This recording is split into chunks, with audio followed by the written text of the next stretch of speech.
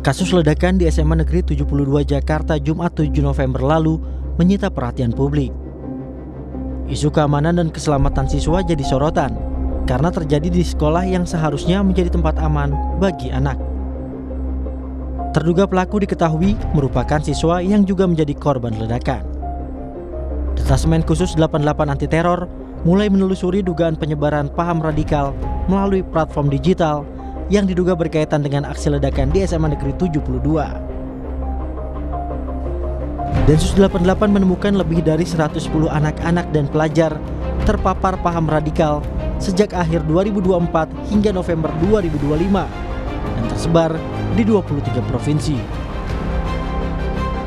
Densus 88 juga telah menangkap 5 tersangka lewat 3 kali pengungkapan di periode yang sama.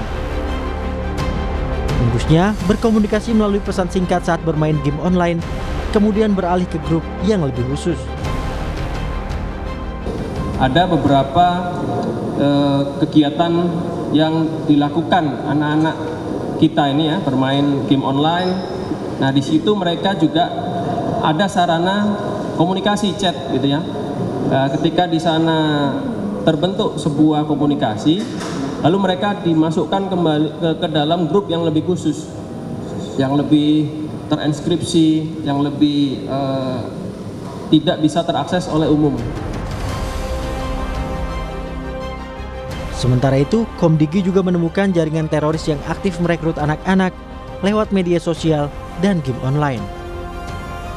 Kementerian Komdigi belum bisa menyebutkan game apa saja yang dijadikan media perekrutan anak dalam kelompok radikal karena tengah dalam proses investigasi. Namun Komdigi memastikan Indonesia memiliki regulasi tentang tata kelola penyelenggaraan sistem elektronik dalam perlindungan anak. Harusnya dia berada di risiko tinggi, tapi kemudian dia menyatakan bahwa produk dia itu adalah risiko rendah, dan kemudian dalam pelaksanaannya kita menemukan bahwa ternyata dia adalah risiko tinggi tetapi dia tetap memberikan akses kepada anak, ada sanksi administrasi yang kita bisa berikan gitu, mulai dari surat teguran sampai kepada pemutusan akses. Pemutusan akses berarti dia tidak boleh beroperasi di Indonesia. Butuh pengawasan ekstra agar anak tidak terpapar konten radikal di media digital. Komisi Perlindungan Anak Indonesia meminta orang tua secara berkala mengecek ponsel anak sebagai langkah mencegah anak terpapar paham radikalisme. Orang tua harus punya komunikasi yang baik dengan anak, kaitannya dengan jangan abai dengan anak berteman dengan siapa di media sosial. Yang kedua, cek anak bergabung dengan grup apa saja di media sosialnya. Apakah grup itu punya irisan dengan anak karena grup irisan keluarga atau irisan terkait dengan sekolah atau pendidikan atau les gitu ya. Kalau enggak berarti tentu perlu menjadi kewaspadaan. Mengantisipasi paparan radikal pada anak, alarm kewaspadaan tak hanya jadi tugas orang tua, tapi semua pihak. Agar anak-anak tumbuh di lingkungan yang aman dan sehat. Tim Liputan Kompas TV. Bagaimana modus perekrutan anak-anak oleh kelompok terorisme lewat game online dan apa yang bisa dilakukan untuk mencegah hal tersebut? Kami saat ini sudah bersama dengan juru bicara Densus 88 Anti Teror Polri, AKBP Mahendra Eka Wardana. Selamat malam, Pak Mahendra. Selamat malam, Mas Ibrahim. Pak Mahendra, 110 lebih anak-anak ini terpapar radikal melalui game online dan juga media sosial. Mengapa anak-anak ini rentan jadi target, Pak Mahendra? Ya, yang pertama anak-anak cenderung tidak bisa membedakan mana sesuatu yang mungkin sudah keluar daripada batas norma, nilai, kemudian hukum, ataupun ideologi ya. Bagi mereka itu terlalu berat untuk memahami mana ruang-ruang batas yang boleh dan tidak terkait beberapa indikator yang tadi saya sampaikan. Kemudian anak juga memiliki banyak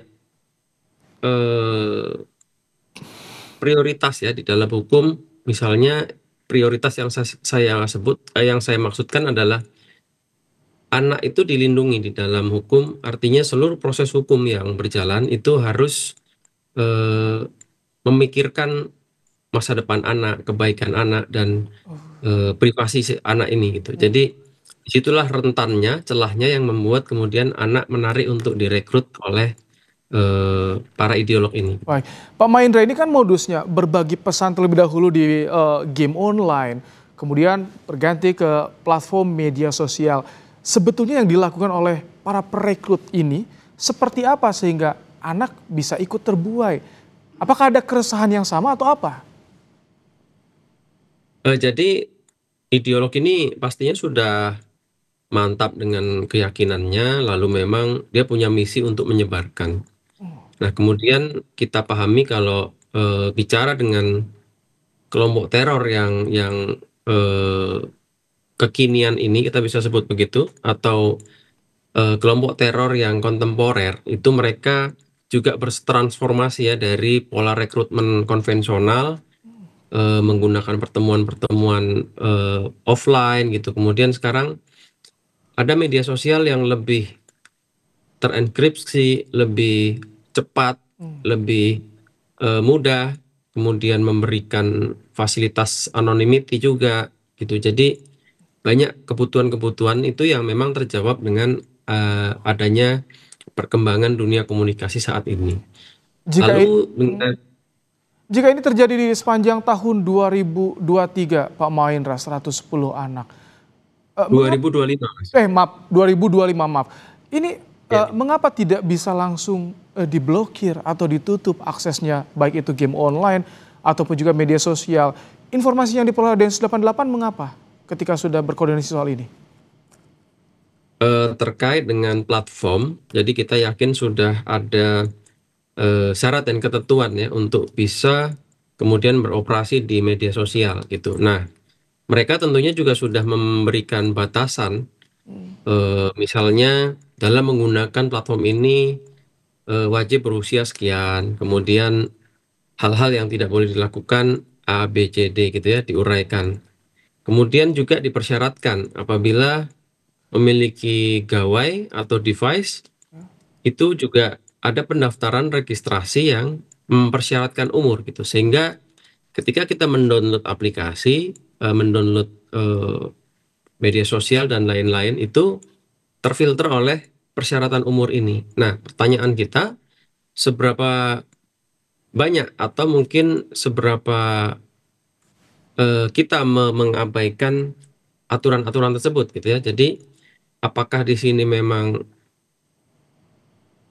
pihak pengguna sendiri yang menyalahgunakan? Ini yang menjadi pertanyaan. Jadi kita tidak serta-merta bisa memukul rata karena memang ini ada permasalahan seperti ini lalu semua dipukul rata, Oke. dilarang gitu ya. Mungkin ini masalah pembatasan saja. Karena ada yang juga bisa mengakali sistem soal umur ya. Pak Mahendra, nah kalau bicara soal dampaknya dengan angka yang begitu besar, 110 lebih anak yang terpapar, ini dampak yang dikhawatirkan bagaimana menurut Densus 88? Karena tentu ini Jakarta dan Jawa Barat loh yang banyak, tentu banyak yang khawatir akan hal ini. Ya, benar sekali Mas. Jadi kalau dampak, wah ini bisa kemana-mana Mas ya. Artinya namanya keamanan sebuah negara itu bergantung kepada potensinya, potensi kerawanannya. Lalu kemudian kita bicara terorisme, jaringan global yang memang efeknya bisa kemana-mana. Itu ketika terjadi aksi-aksi teror dan itu masif, tentunya berpengaruh ke investasi, ke ekonomi dan lain-lain ya. Karena memang bagaimanapun keamanan sebuah negara itu bergantung kepada bagaimana kita selaku aparatur itu bisa mengelola tantangan-tantangan tersebut gitu. Jadi kalau untuk dampak, apalagi ini anak-anak gitu ya, jadi kita bisa proyeksikan bahwa ini bukan permasalahan jangka pendek. Kalau dibiarkan bisa menjadi masalah jangka panjang. Baik. Seperti itu Mas. Semoga ini menjadi alarm baik pemerintah yang punya regulator juga, termasuk juga orang tua dan juga sekolah agar memperhatikan bagaimana lalu lintas game online dan juga media sosial bagi anak-anak. Terima kasih AKBP Mahendra Eka Wardana, juru bicara Densus 88 Anti Teror Polri, telah bergabung di program Kompas Malam hari ini. Terima kasih Mas Ibrahim.